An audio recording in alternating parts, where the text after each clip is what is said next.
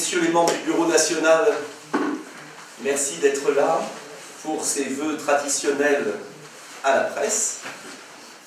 Je suis heureux de vous accueillir dans ce nouveau siège de Debout la France que nous venons d'inaugurer.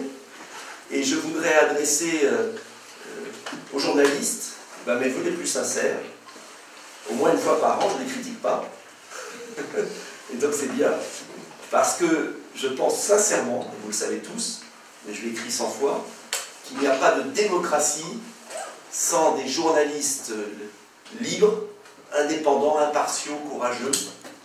Et n'oublions jamais que dans le monde, il y a des journalistes qui chaque année meurent pour permettre la liberté d'expression. Et il faut le dire.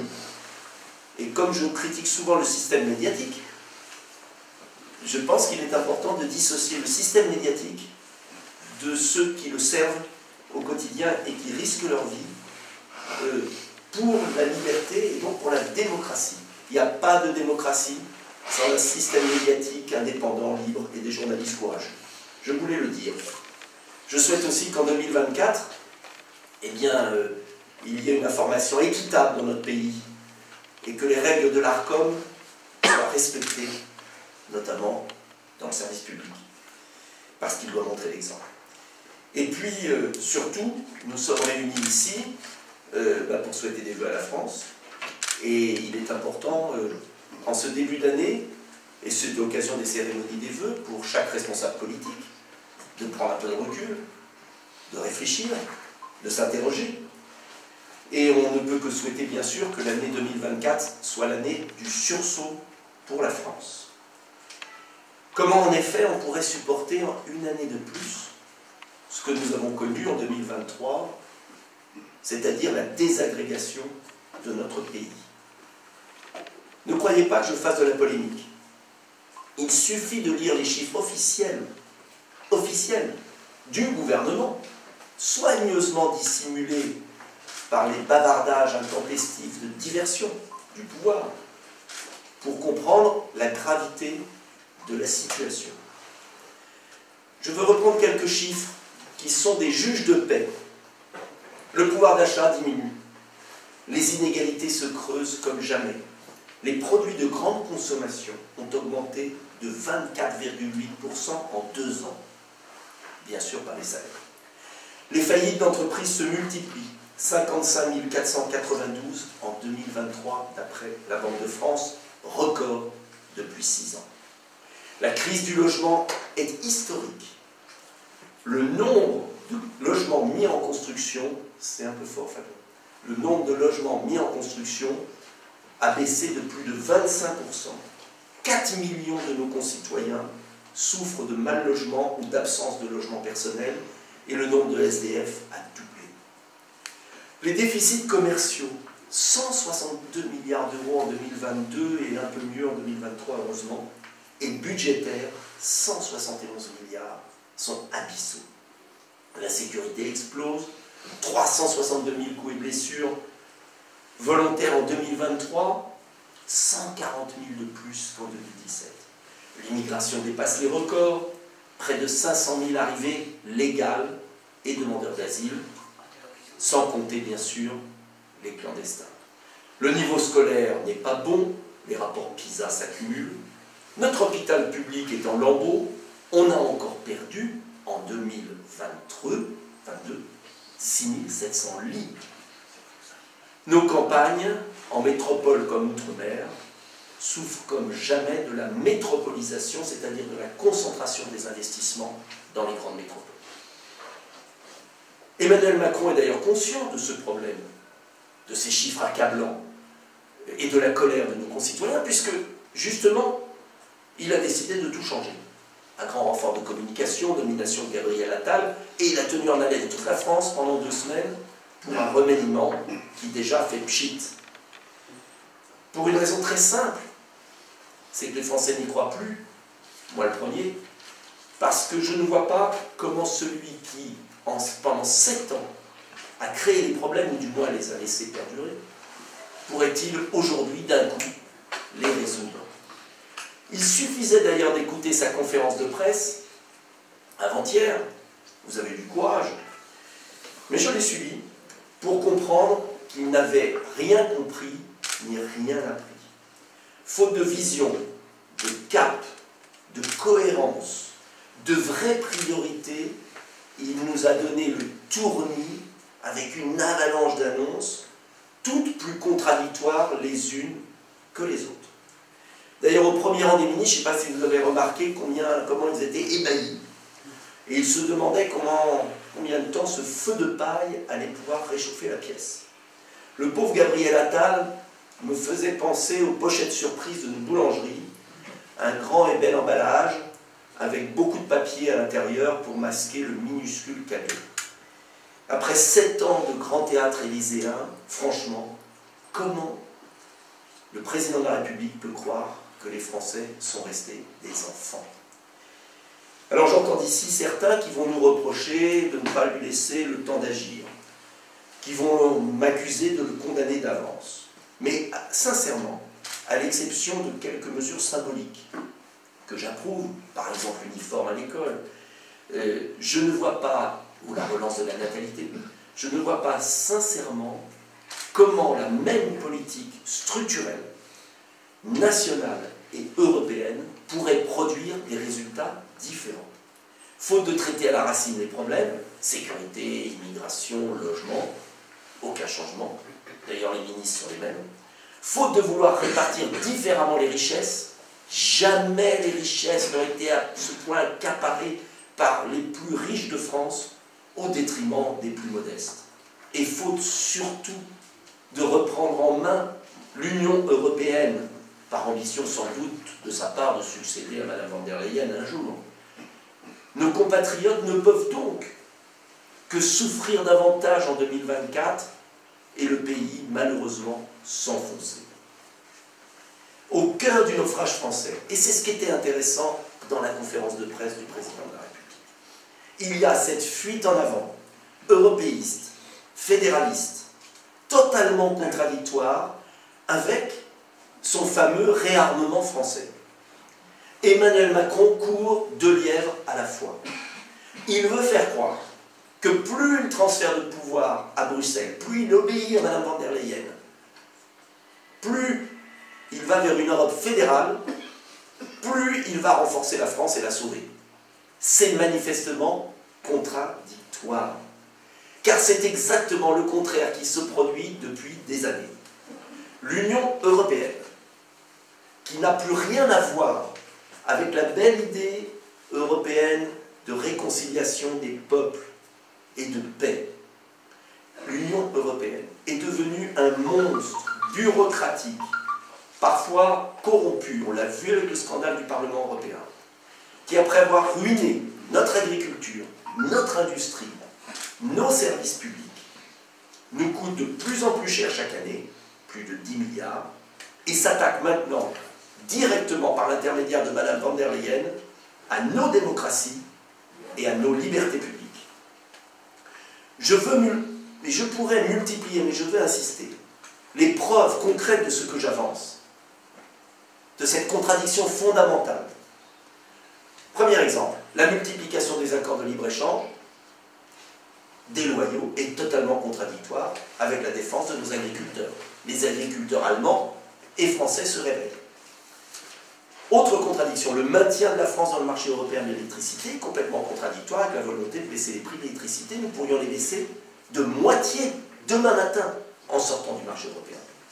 Troisième exemple, la suppression des frontières, comme l'interdiction d'incarcérer les clandestins ou la primauté du droit européen, est totalement contradictoire avec la volonté de maîtriser l'immigration. C'est prouvé. Quatrième exemple, le coût croissant de l'Union européenne, plus de 10 milliards, et avec le nouveau plan de Mme von der Leyen pour l'Ukraine et l'élargissement à l'Ukraine, ce sera 20 milliards par an à terme, est totalement contradictoire avec la maîtrise de nos comptes publics.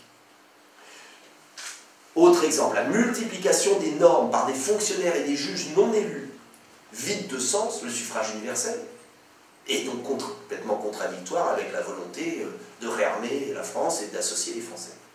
Enfin, dernier exemple, rassurez-vous, l'élargissement à des nouveaux pays, comme l'Ukraine, les Balkans, la Moldavie, est une pure folie et totalement contradictoire On le voit bien avec la recherche de la paix sur le continent, qui est vitale pour notre prospérité, puisque la guerre en Ukraine favorise évidemment la Chine et les États-Unis, et est en train de tuer l'Europe. Nous sommes ici donc au cœur de la tragédie française, qui explique l'échec total des présidents successifs depuis Nicolas Sarkozy, et qui explique le déclassement sans fin du pays, puisqu'il n'est pas gouverné en fonction de l'intérêt des Français, mais de l'intérêt d'une oligarchie mondialiste. Alors, ce n'est pas faute, reconnaissez-le, de l'avoir crié haut et fort depuis des années. Je vous le rappelle, ici même, debout la France, nous sommes nés du non français au référendum de 2005 et de mon refus de voir ma famille politique de l'époque, l'UMP, bafouer la souveraineté du peuple en revenant sur le non des Français au référendum de 2005. Nous avons créé Debout la France avec des gaullistes pour cela, pour sauver l'honneur.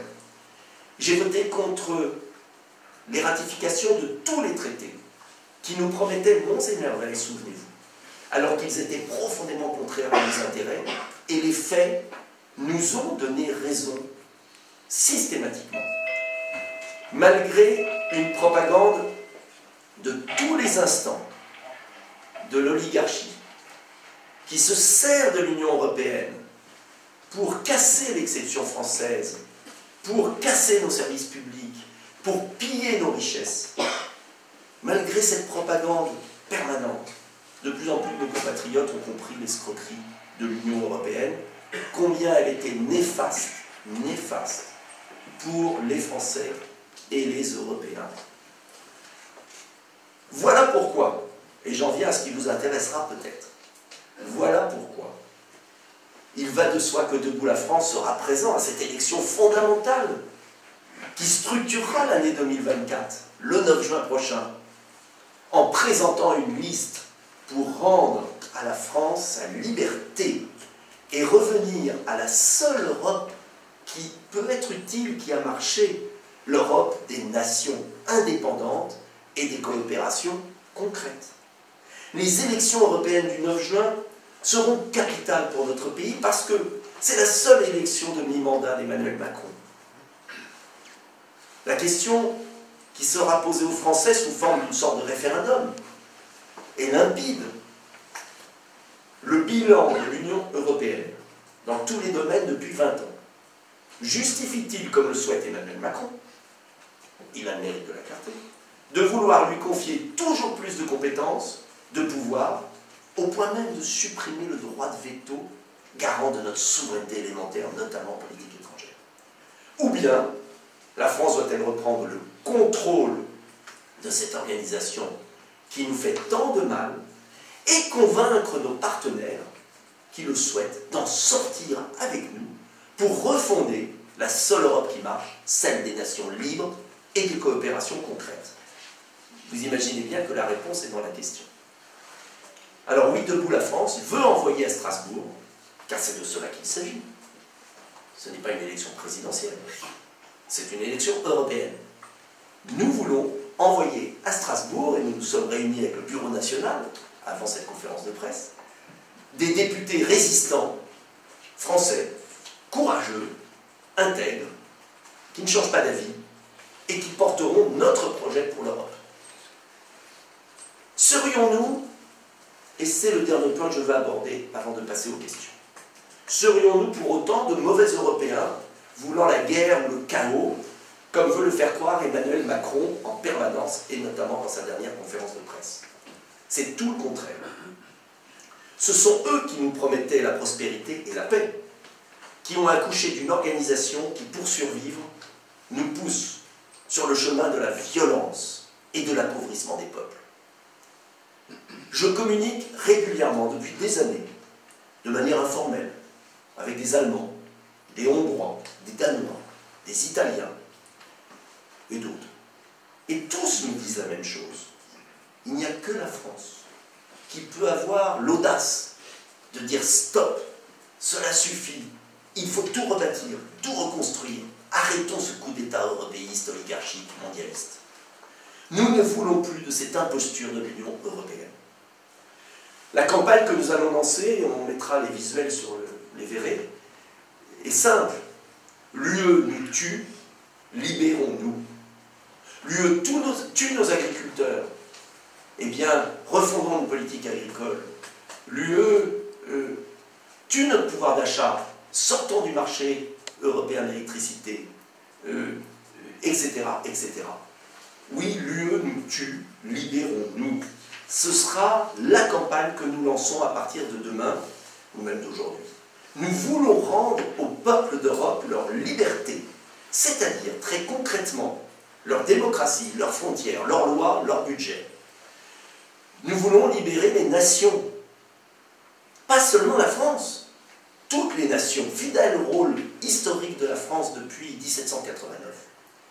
Et cela, et c'est là où je veux insister, n'interdira en rien des coopérations intergouvernementales à la carte autour de projets concrets comme on l'a fait avec Airbus, hors de l'Union européenne, avec Ariane, comme nous pourrions le faire sur la lutte contre le cancer, sur l'intelligence artificielle. Oui, moi je veux retrouver la joie d'être européen en étant libre. Et c'est pas incompatible. Si je devais prendre une image qui structurera notre campagne, et vous me l'entendrez souvent la répéter, mais la pédagogie, c'est la répétition. L'Union européenne aujourd'hui, c'est un immeuble dont les copropriétaires ont supprimé toutes les portes, sans mettre une porte en bas d'ailleurs. Ce sont les frontières. Et ils s'étonnent maintenant que l'immeuble soit squatté, qu'il soit invivable. Pire, les copropriétaires acceptent que le syndic de l'immeuble, la Commission européenne, les taxe toujours plus, avec des charges exorbitantes, et les oblige à vivre selon ses règles à elle, la primauté du droit européen sur le droit démocratique national.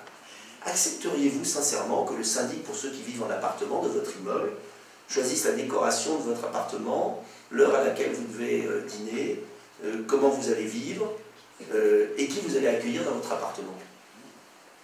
Mais personne n'accepterait cela. Et pourquoi on accepte cela d'une autorité illégitime, non élue? Il faut s'en réveiller. L'Europe des nations libres et des coopérations concrètes que je propose et que j'ai toujours défendu, c'est un lotissement de maisons individuelles, avec chacun sa maison, son jardin, sa clôture. Sa maison, c'est son pays, son jardin, c'est son territoire, son terroir. Sa clôture, c'est ses frontières.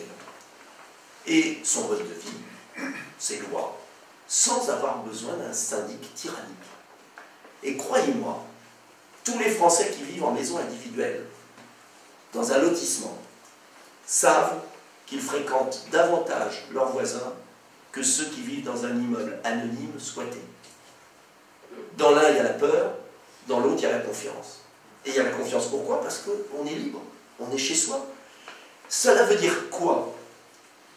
C'est qu'il ne s'agit pas d'un problème, d'un drame, mais d'une chance et d'une libération. Ce n'est pas nous qui partirons. C'est eux que nous allons faire partir. Ceux qui ont volé l'Europe aux Européens, ceux qui ont fait un coup d'État à Bruxelles, ceux qui veulent les maintenir et qui préfèrent se réunir à Davos que dans un hémicycle. C'est ça l'enjeu, c'est de reprendre notre liberté. Et ceux qui détruisent nos identités, nos valeurs, nos emplois, nos services publics, nos libertés individuelles et qui maintenant nous mènent vers la guerre mondiale. Alors est-ce qu'on va continuer à obéir à ces gens-là, servilement, et à faire passer cela pour la belle Europe? C'est pas l'Europe. Alors oui, nous allons proposer, dans notre projet, que nous adopterons le 3 février lors de notre Conseil national, de supprimer la Commission européenne, de rétablir nos frontières nationales, de sortir du marché européen de l'électricité, de dénoncer les accords de libre-échange déloyaux qui sont anti-écologiques, de réaffecter la contribution française de 10 milliards pour 90% à nos services publics, de mettre en œuvre une vraie politique agricole nationale. Et aussi de bâtir des projets communs avec les pays qui le souhaiteront, sur une base volontaire, de liberté, et de défier ainsi la Chine et les États-Unis. Autant de mesures concrètes que vous verrez et que nous détaillerons pendant la campagne européenne. Alors, pour ces vœux de 2024, vous l'avez compris, je ne crois pas un instant au nouveau gouvernement Attal. Je pense qu'il faut le censurer tout de suite, car c'est une escroquerie. Et je pense que toute heure perdue à faire des faux compromis avec ce gouvernement fera perdre du temps à la France. Ma préférence, bien sûr, c'est une motion de censure rapide et une dissolution. Parce que ce serait mieux de ne pas perdre encore tant de temps jusqu'en 2027. Mais ça, c'est un rêve. C'est une espérance. Et ça dépend des Républicains. Les Républicains vont-ils passer avec armes et bagages comme Madame Dati dans la Macronie en refusant de voter les motions de censure? Ou les Républicains vont-ils être clairs? Quand j'entends M. Ciotti, je me réjouis. Mais quand je vois les votes de M. Ciotti, je me désespère. Et donc, les Républicains sont au pied du mur. Soit ils votent la censure et ce sont des vrais opposants, soit ce sont des faux opposants, et tout le monde l'aura compris. Et je continue à dire, il y a un maire ici qui vient des Républicains, continuez, chers Républicains, au moins, comme ça, Debout la France a de plus en plus d'adhérents. Puisque nous avons beaucoup d'adhérents des Républicains qui nous rejoignent. Et je les remercie. Bah, ils ont compris que pour l'instant, en tout cas, on ne sait pas ce que veulent les Républicains. Donc, la seule façon de clarifier les choses, c'est une motion de censure. Je la souhaite pour 2024. Maintenant, ce n'est pas moi qui vais décider. En attendant, nous aurons, le 9 juin, un référendum sur un choix fondamental. Est-ce qu'on continue cette politique européiste qui nous mène à la violence, à la guerre et à l'appauvrissement, ce que veut Emmanuel Macron et ceux qui le soutiennent? Ou est-ce qu'on a un rebond de sursaut, une liberté claire? Parce que je ne crois pas, et je le dis à mes partenaires, à qui j'ai tendu la main pendant des mois, je ne crois pas que ce soit en mettant son drapeau national dans la poche que l'on sera clair avec les Français. Il faut être clair sur ce qu'on veut. Voilà pourquoi Debout la France sera présent, pour dire clairement l'Europe que nous voulons, la France que nous voulons souveraine, et rappeler inlassablement, et nous sommes les seuls à le dire, qu'on peut être libre et européen, à condition de tout changer au niveau européen pour rendre aux nations leur liberté. Voilà, j'ai été un peu long, je vous remercie de votre attention.